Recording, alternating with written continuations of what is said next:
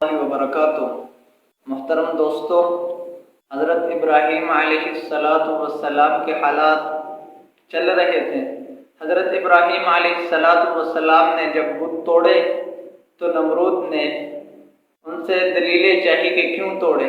तो इसके बाद हज़रत इब्राहीम अलैहिस्सलातु वस्सलाम ने जवाब दिया कि इबादत के लायक सिर्फ अल्लाह है और उसी की इबादत करनी चाहिए और वही ज़िंदगी देता है और मौत देता है।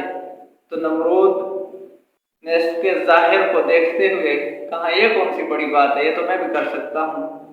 कैदी को छुड़ा दिया कि मैंने इसको ज़िंदगी दी और किसी बेगुनाह बंदे को पकड़कर कत्ल कर दिया और कहा कि मैं मौत दी। तो हज़रत इब्राहीम अलैहिस्सलातु वस्सलाम के सामने उसकी बेवकूफ़ी ज़ाहिर हो गई और हज़रत इब्राहीम अलैहिस्सलातु वस्सलाम ने बरजस्ता जवाब दिया कि मेरा रब तो मशरिक़ से सूरज को तुलू करता है, अगर तो अपने आप को रब कहता है तो मगरिब से तुलू करके दिखा। तो इस पर नमरूद खामोश हुआ और जलील और ख्वार हुआ।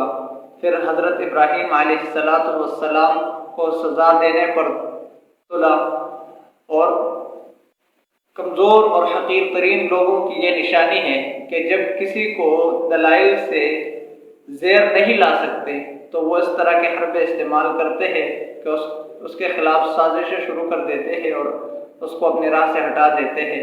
तो इसी तरह नमरूद ने भी हज़रत इब्राहीम अलैहिस्सलातु वस्सलाम को आग में फेंकने का फ़ैसला किया और यूँ पूरी कौम ने लकड़ी इकट्ठी की और हज़रत इब्राहीम अलैहिस्सलातु वस्सलाम को आग में डाला गया। लेकिन हज़रत इब्राहीम अलैहिस्सलातु वस्सलाम को हज़रत जिब्रील अलैहिस्सलातु वस्सलाम ने अल्लाह के हुक्म से बचा लिया और यूँ आप तकरीबन 7 दिन अक्सर मुअर्रिखीन के नज़दीक आग में रहे।